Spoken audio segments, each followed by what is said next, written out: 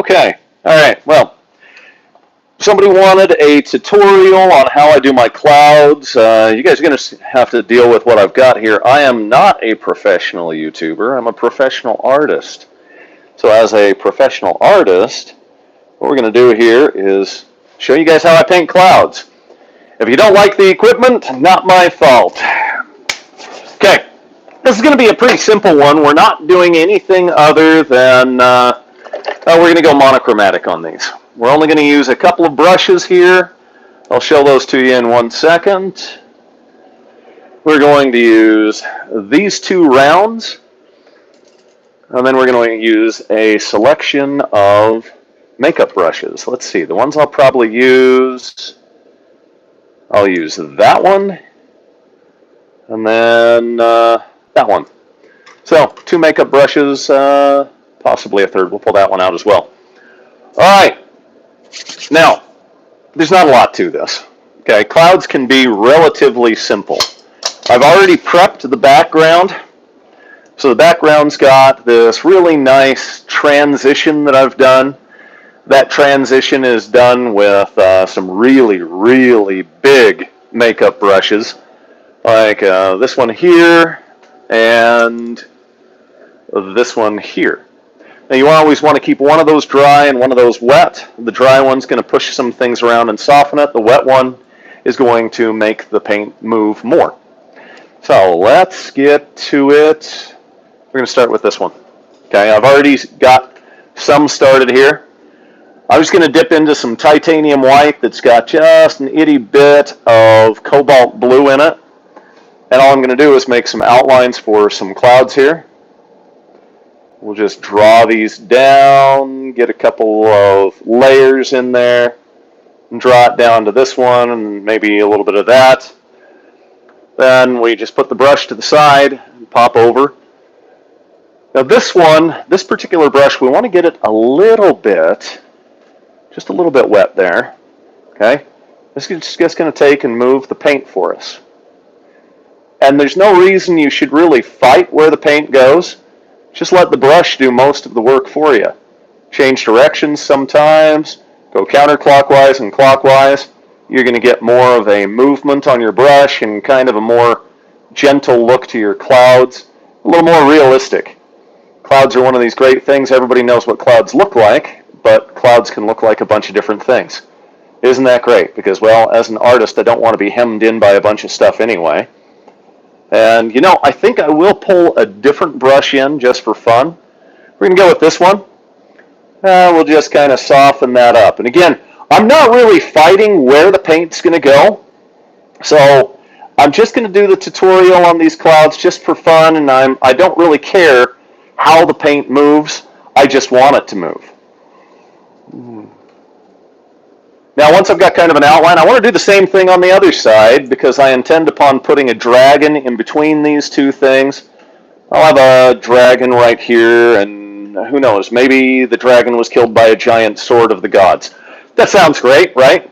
I mean, every single one of these paintings ends up going onto my card game, I Magi Kingdom of Thor anyway, which you have. If you've never taken a look at that, I know that the description on each one of my paintings has the description in there. That's a lot of paint. We're going to just use this one to start. We'll get a different look over here, and then I guess that's a great thing. We'll bring the light source coming this way. So that looks good. It's starting to move nicely.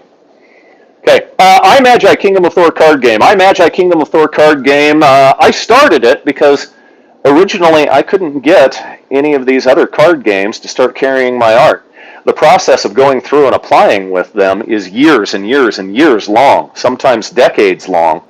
So I said, what the heck? I'm a graphic designer. I go to all these conventions with all of these big name artists anyway. Why don't I start my own card game? And then I'll just, after a while, reach out to my friends that are artists like Rob Carlos. I'm in the midst of speaking with Todd Lockwood. He's a great and very influential fantasy artist. He's probably the highest paid one that I know. He's a very cool dude. Jeff Sturgeon, Andy Van Overberg. Oh, let's see. Let's not forget Michael Brugger. But Rob Carlos, he's the guy that really taught you guys what dragons look like. He's done so many dragons in his lifetime. You have seen them. And just like it sounds, you really ought to look him up. That's Robcarlos, Rob Carlos. Oh, let's see. We've got, do you have the same mic as Speed McQueen? No, I just happen to have the voice that's the perfect face for radio. Yes, I just said that about myself. I have the perfect face for radio. If you take a look at some of my other videos, you might actually see my face. But microphones, I'm just using, let's see, what kind of a microphone am I using? Maybe it's bad. Somebody tell me, is this microphone giving us a real hassle? Come on, somebody tell me here. Make a comment already. And I can try turning this off and then try a different microphone, because I've noticed this one gives me a bit of an issue. Tell you what, let's just do that. We're going to turn this microphone off and try a different one. Hang on 1 second here. Let's see what this does.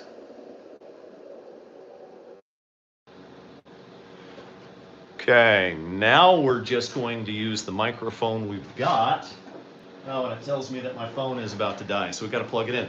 Like I said, guys, I'm not a professional YouTuber. I'm a professional artist. So I don't have the equipment. I don't have all of the stuff that's needed in order to get these videos done really professionally, because I don't make any money off of advertising or anything. I make my money off of selling paintings, selling limited edition prints. I make my money off of, selling the card game. So there's no purpose in me trying to get really expensive equipment. I don't think my channel's ever going to grow to that kind of a point. Really, I just do this kind of stuff for fun. And generally when I'm painting, I listen to a mix of music on Spotify as well. So this is the first time I get an opportunity to do a long form live video. And I got to tell you, I kind of miss the music. So anyway, back to the clouds. We're just going to put those in there. I hope you guys can hear me now that I've got that off. Why don't we just pull some of these clouds out here just a little ways. Initially, what you're doing with this is you're just moving your titanium white across the canvas, and then you're going to bring in some different colors. A couple of the colors that I really enjoy using in my clouds. Burnt umber, burnt sienna, and Payne's gray. And then sometimes I'll just choose some kind of a random blue and I'll just put a little bit of that in. In fact, maybe what we want to do is just lighten up the entire center. So if we lighten up the center, we just throw some paint in there like it's nothing. Why? Because we don't really care where the paint goes. And it's drying pretty quick. I don't know where you guys are at, but I'm in a place called Smithfield, Utah, and outside right now, it's colder than cold. And so I have to have a heater in here, and that heater tends to make my paint start to dry out fast. So you have to paint pretty quick. Some people are like, gosh, didn't you just ruin everything that you just did? Well, I mean, sort of. You're just kind of playing around with the paint anyway. It's going to go where it wants to go, and it's going to do what it wants to do. Even if we pull some darker colors out here, and we just get it mixed off on the corners, kind of gives us a little bit more to our clouds anyway. Now you guys are going to watch one of these large paintbrushes come in. Let's see, where is that? This one. Audio's a lot better, by the way. No more spikes. Cool. Thanks, guys. Appreciate someone letting me know that. Here we go. And you can see the brushes do the work for me as far as clouds. Especially if I'm going to put that dragon right here with a giant sword, because now that I mentioned it, I think it'll make a great card inside the game. So you don't really have to worry about where everything goes, but you do have to know how to use your brushes. If you're going to do this kind of stuff and make it soft, you have to use a light touch with these giant brushes. Feather it in here and there. You're just barely skimming the canvas, really. Okay. Oh yeah, that's much better. We're starting to get a look that I like. I'm going to pull it straight down like this, and then, like I said, maybe the light source is over here, so I'll pull it off this way. We'll get a couple of streaks in there. That's good for as far as our light. And now that we've got a lot of highlight, why don't we just go in and start putting some low lights in? So I'm going to grab my Payne's gray, Payne's Gray. All right, this is Master's Touch acrylic. This is some cheap paint. The stuff that I like to use is M. Graham & Co. Or I like to spring for the thick body acrylic. But let's get to it before our paint starts drying out, because that's one thing about acrylic. Now, generally, I paint so fast when I'm not doing any kind of a voiceover for it. And I have done voiceover for books and things. So if you guys recognize the voice from anywhere, you may have heard one of the audio books that I've done things for. And then if you recognize the name, Sean Nathan Ricks, maybe you've looked inside some fantasy novels and you've seen some of the maps that I've painted for other authors. All right, so enough of that. Let's just bring some dark color. Now I've got a little bit of Payne's Gray and some burnt umber on that. And I'm just going to come in here on the corners, and I'm just going to use this to just bring in some indications of clouds. And you can see, since I've already got the highlight, it's just kind of bringing the cloud in nicely, and it's making it work. As soon as you start running out, then you've got to fill up your brush just a little bit more. And you can see you start getting your indications of how the clouds work. And we'll just kind of soften it up here in spots. Now, the great thing about doing these kind of monochromatic clouds, and then you can add colors later, is it gives you all of your motion, all of your movement that a cloud has. And if there's too much dark, just get a little bit of titanium white, maybe a little bit of yellow. Instead of yellow, I like using unbleached titanium. I think that stuff works better. So we'll just kind of bring in a little bit more. If you guys haven't already, I love seeing people like and subscribe. You know, even if I don't ever make any money off of YouTube, I do just like to be able to know that people are out there watching. I can see we've got one person still actively watching, so we're painting for you. This is your private tutorial on painting clouds. There you go. You can see layers. Let's soften these up here. Now that we've got some layers on one side, you get to the detail work. This is fun. You ready? This is where it really starts to become clouds. We're going to use some titanium white, and I believe I've got some unbleached titanium in here. Yeah, unbleached titanium white. Yeah, we're going to put it over here on my palette. Okay. Now, let's see. Let's just pick up. We're going to use this brush. And this is one of my older brushes. It's separating a little bit. I love that because as an older brush that's kind of been brutalized, it gives me the opportunity to get these really cool drags going on. And we just give ourselves an indication of the clouds. We're just kind of trying to pick out the outside edge of the clouds right now. Pull that stuff in, and we want to paint really fast. I want to get from the top all the way down to the bottom. And then I want to switch back over to one of my makeup brushes. And in this case, I want one that's dry. I'm going to use this guy right here. And we're just going to pull from the inside, right from the edge. Like I said, let the brush do all the work for you as far as your clouds. That way you don't have to worry about trying to get individual with them. And it creates all the layers that you want. Maybe bring them down here. Maybe since this is the dark side of it, we dip back into some of our darker paint.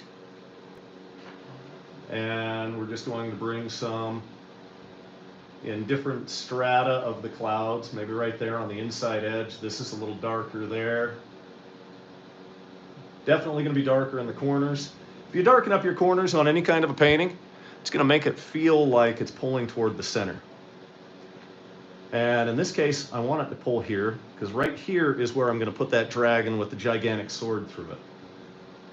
Now, it's nice when this particular brush starts to drag out, but it's still got too much dark in it. So I'm going to go back to this brush. This is the one that's a little bit wet. And I'm just going to use it to blend. There you go. You guys can start to see you've got some clouds forming. And you can paint quick if you train yourself that way. You also don't have to spend money on the most expensive things in the world. But these brushes, these makeup brushes, I think I got them from either a Walmart or a Target or something, and I mean, they came in a set for 20 bucks. And it's just a normal makeup brush set. It's not like I'm using it on my face, and if I were, it wouldn't help the perfect face for radio anyway. All right, let's keep on going now. Okay, down here I'm not really worried about it. I'm going to make a land mass down here. I'll probably get a vertical line across it. Maybe I'll bring some rocks in. Right now that doesn't matter. The only thing that matters is this bank of clouds right here. We're going to switch over to this brush. Now, I just said you don't have to spend a lot of money on brushes. I spent a little bit more money on this brush than the others. This is a $4 brush. That's about as expensive as I get on a brush. And yeah, I mean, you don't have to spend a lot of money. I'm going to dip into my unbleached titanium. It's going to give me kind of a yellow color. And we're going to get just the outside edge of this. Takes a little bit more control to work this far away from the canvas instead of resting your hand on it. Just pull a little bit here. Maybe this edge gets a little bit of a reflected light, because remember, if the light's coming this way, all you're getting is where the outside edge is the thinnest.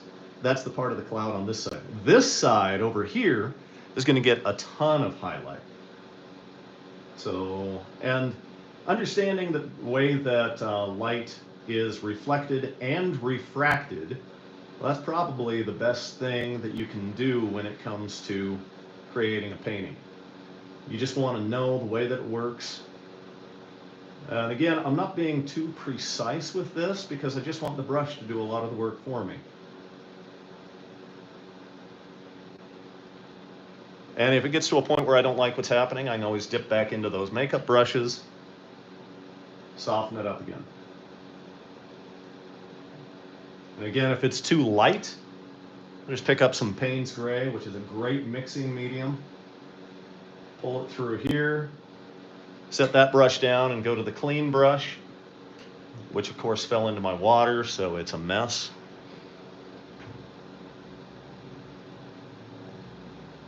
Now, if you've got Payne's Gray and titanium white, pull it this way and your Payne's Gray will mix with the titanium white. If you pull it the other way, your titanium white will overpower the Payne's Gray. Okay. All right, let's go ahead and jump through here. I'm getting a little low on the paint on that brush, so I'm gonna clean it off just a little bit. I'm gonna get my brush filled back up. I like this. We'll just put a little drag of clouds that are going out that way, and then we'll hit it with our makeup brush in just a minute, and that'll bring it through. I'm going to add some more definition here. And that looks good. Let's add just a little bit more out here. And again, my makeup brush is going to do a lot of the work for me. It's how I end up getting my clouds so soft and fluffy. Back over to the makeup brush. Just going to hit the inside edge, not the outside edge. I want the outside edge to be a little bit more of a harder line. I want the inside edge to be soft. And that's it. By the way, I keep on checking comments, so if you guys have any kind of question, let me know. I'll try to address it as I'm going along. If you're just here to watch because you're not an artist and you just like to see things done, well, that's cool too. Thanks, I appreciate you coming along for the ride. This is fun. Now you can see I'm picking up a little bit of the paint that's underneath it, and it's showing through to give me some layers. That's nice, but what if I don't want the layers?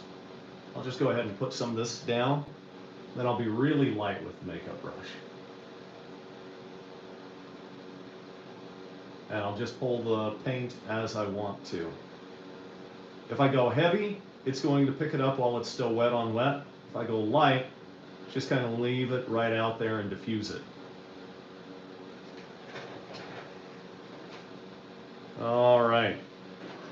Let's see. Let's jump in and check out a little bit more. Let's start working down here, and then I'll come back up for some dark areas, and I'll add a little more definition before we start working on the highlight side over here. More of the unbleached titanium mixed with regular titanium white. We're going to start clear back here very lightly because that's a dark corner. Kind of pull it out. And if the brush slips while it's in my hand, since I'm that far out, or even if I were that far out, I'm just going to kind of let the brush do what it wants to do.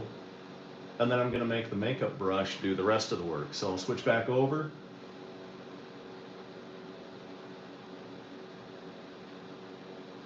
You can see how it just works really well. I could come through, I could add more yellow, I could add more blue, I can do anything. Right now I'm just using the Payne's Gray, a little bit of black, and some titanium white and unbleached titanium white. And that's giving me a really dark and foreboding cloud. And I like the dark and foreboding cloud. Who wants something that's vibrant and pretty? Let's go dark and foreboding and explore the really nasty, awful side of humanity. Everybody's been in trouble before. Everybody's had something that was just an awful day that just makes them feel like shit. And more people can relate to the bad feelings in life than they can the good feelings. So, besides, everybody's supposed to be a tortured artist, right? I mean, I myself, I've survived open heart surgery, knee surgery, 2 ear surgeries. I've been shot, I've been stabbed, I've been run over by a carnival ride. I've had 8 concussions, 2 rollovers, 3 broken ribs. You know, fun stuff. You live through things like that, maybe you can end up being an artist too. I mean, I had to become an artist because, like I said, I've got the perfect face for radio. I couldn't make it off of my looks. I wasn't going to be a weatherman. All right. Now, Jesus Christ, man, write a book. Hey, thanks, man. Appreciate that. Yeah, I wouldn't want to write a book. Why do I want people to know exactly who I am? Like I said, I don't want to be a YouTube star. I just want to be able to sell some paintings and sell. I mean, I have written the I Magi book, but that's a fantasy novel. Nobody would believe my life anyway. They'd be like, yeah, there's no way he's lived through that. Then I'd give them my medical records and they go, good hell. Carnival ride, that was an interesting one. Why don't we talk about that? Because I've given you enough of a tutorial. You guys can see how the painting's going. After my first divorce, I've had 2. Great, I'm working on a 3rd, because why not be on the lookout for the future ex-Mrs. Ricks? I was traveling with a carnival marketing my art. No, I'm not a carny. I bathe and I have self-respect. But I did travel with a carnival for 6 months. While I was out there, I also ran their games. And we were at a place called Cottonwood Heights at the Catholic Days of Yore Festival.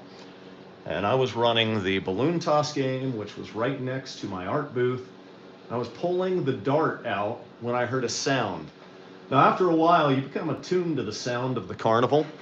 Things start to be normal, and this was not a normal sound. I look over, and a ride called the Scrambler, which is kind of like an egg beater. The Scrambler has on the top arm of each one of the 3 arms, it has a light pole, and the light pole is 8 feet long. And it has a hinge on the inside, it's got a hinge on the outside, and it's got a safety strap that's Velcro that holds it together. Well, that top arm, the outside hinge broke. The inside hinge was still there, but the safety strap was gone. So that light pole would fall down like this, and when a car would come by, it'd hit it. It'd go back up, hit the top, and then come back down. And those things are so perfectly timed that it would always come down on the next car.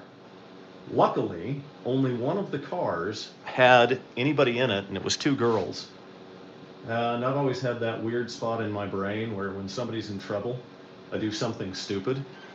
So I ran over, I jumped the fence, and I ran to the center of the ride. I don't know how I made it into the center, but I grabbed the light pole and threw it out of the way. And that's when I got hit. My right knee got hit by one of the cars and pushed me up on my side. And then another car came by and bounced me upward. Now I'm in the air. Oh, sorry guys. Now that I was in the air, another car comes by, hits me in the back, and knocks me across the gear line. Luckily not into it, because one of the safety features is there's diamond plate above those gear lines. Well, one of those diamond plates was gone. I mean, this was a rinky-dink carnival. And what happened was I got knocked across that thing onto the ground, and I'm in the only safe spot on the ground, because it is 8 feet from the center of the ride along one of those arms all the way out to the end where there's a spur. And that spur, if my feet had been out there, I would have been drugged through it. If I had been too close to the center, I would have hit part of the gear line as well on the inside. But instead, I was in the perfect spot, and I'm 6'1". I got deposited underneath the thing. My head didn't get hit in any way. And what happened next is I'm just sitting underneath the thing waiting for it to end. And when the carnival ride finally stopped, because they didn't hook up the brake, they had to just cut the power and wait for it to go slower and slower, I shuffled out from underneath one of the arms, because it ended up right on top of my nose, about 3 inches away from my nose. And that's when I learned I could walk with my butt, as I inched my way out from underneath the thing. And I got up and I walked away. And when I say I walked away, it was more or less like I was stumbling, half dead, but my head hadn't been hit, so I was okay. Yeah. My arm had gotten exploded, but I didn't know that yet. One of the carnies came running up to me, lifted up the polo shirt I was wearing, and my upper bicep on my right side, I had about a 3-inch gash there, and it looked like fat cells had just clogged it up. He picked me up, threw me across his shoulder, and then carried me fireman style over to a first aid station. And I remember thinking, I could walk. But before that, what he really did was he grabbed his shirt and he tore a piece off from it. Now, I don't know if you guys have ever seen carnies. Their shirts are not clean. He tourniqueted my arm with a pretty much a not clean at all shirt. I wasn't about to argue, though, because I wasn't in the condition to argue with anybody about anything. So, yeah, that's the carnival ride story. All kinds of fun there. Let's get back to the painting. You guys can start to see that I'm pulling all of my highlight across here. And I'm going to take this brush across the background. I'm going to go ahead and do this. This is what I love about my palette, or not my palette, my easel. And I'm just going to pull some rays of sunlight across here.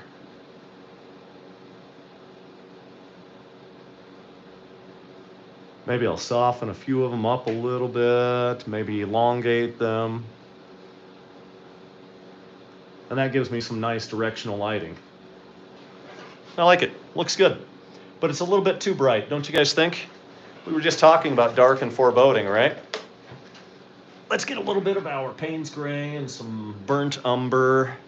We'll mix it right on there. And then we'll just kind of pull a little bit here.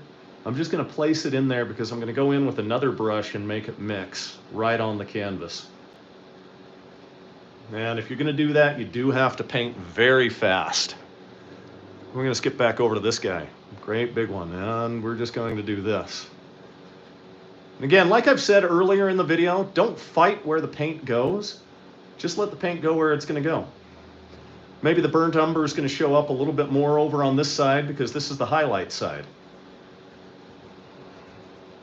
And maybe it's a little bit too bright. Well, I'm going to pick up some of that Payne's Gray. I'm going to go down the line here. Then I'm going to pull it over and in. And the clouds just start to form themselves after a bit. And the nice thing is if you get too much, you don't really like the way that it's looking, you've gone too dark, or you want to get more layers, you can come in and make more layers. So let's dump that brush off the side of a cliff. Let's dump that brush. I got to clean these eventually. What I use to clean my brushes, just a mixed nuts thing, because this little bevel that's here keeps all of the water down inside there when I clean it. So I can be this close to my canvas, and I'm not getting splashes of water. Little secrets I learned long ago. And like I said, paint on the cheap. You don't have to use expensive equipment in order to get a painting done. Okay, I'm gonna mix some in, and we're gonna pull in an inside here. Let's go to the outside. We want to really get some of this fluffiness to the cloud here. And you'll notice I've got a little bit of blue on this side. I'm going to take blue and, let's see, burnt sienna and burnt umber, and I'm going to really do it heavy on this side where I'm getting the highlight. Then we'll switch back over, as always, to the other makeup brushes. This time we're going back to this small one. Here we go. And I'm pulling on the inside edge. I don't want to mess up that hard line that I put on the outside too much. I mean, I can do it back here, but up here at the front, I want to kind of keep the hard line. And it's okay if I'm pulling some of that paint from the back side, because clouds have got really wonderful layers to them. Okay. Now, normally, I keep a hairdryer here with me because I paint so fast, I like to keep the hairdryer close. And, boy, that's giving me some really fun definition here. That's fun. That just pulled the back. So if you go heavy, like I said, it's going to pull any of the paint that you've got in the back forward. But I think we need more here as far as highlight. And this time, I'm just going to go straight onto the brush. And I'm just going to pull it through. Because I can always come back with the other brush and get a hard line on the outside. And sometimes you want a different texture. This is a great big brush. This one's going to be fun because it's just going to take and give me super soft motions all the way across it. Gives you everything you need on your clouds. Doesn't ruin some of your lines. Gives you a little more. I want some more hard line on this layer right here. So I'm going to go in. Like I said before, it's going to be the unbleached titanium and the titanium white. And we're going to go here. Yes, some people think I sound like a sportscaster. The only baseball game I know, though, is Who's on First. And Abbott and Costello did it a lot better than I ever could. Okay, now one brush we haven't used yet is this one. This one is a lot tighter as far as makeup brushes go. It's going to give me a little bit more control. And it's going to put, and I can use it for these long sweeps. It's not as big. It's, if you look at it really close, that thing is much shorter than the, oh, why don't I just show you one next to the other, huh? That'd be a good idea.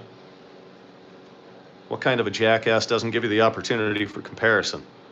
There you go. All right, and this one's dry. I don't have any kind of wet on it yet. And it's giving me that. And then, of course, I can pop back over to, where'd that brush go? This one. And then I can just come in here, and it'll clean up any kind of superfluous lines I don't really like.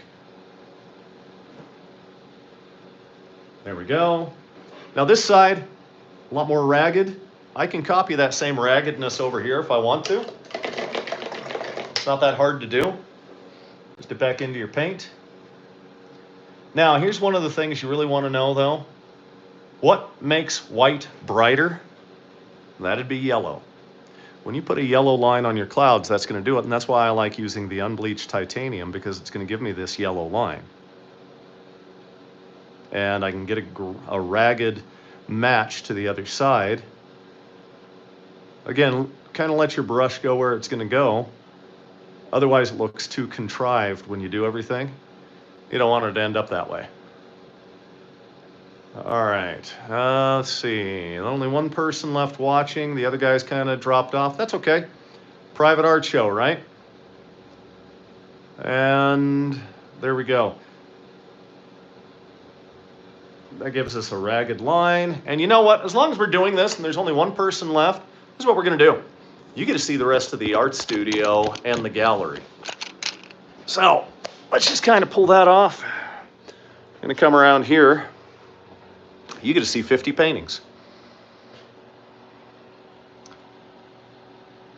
And most of these paintings go in the card game.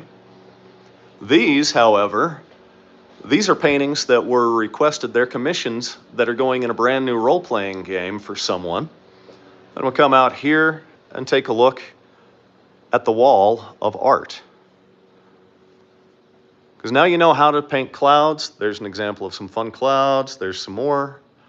And let's just get all the way back so that you can see all the paintings.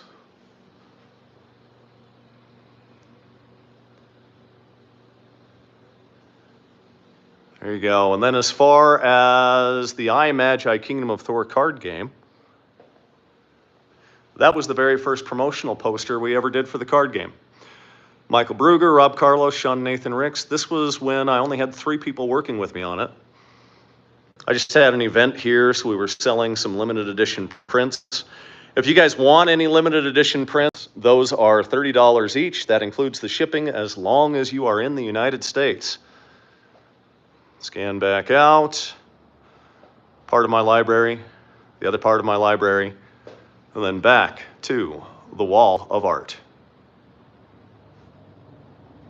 All right, thanks for tuning in. That's it.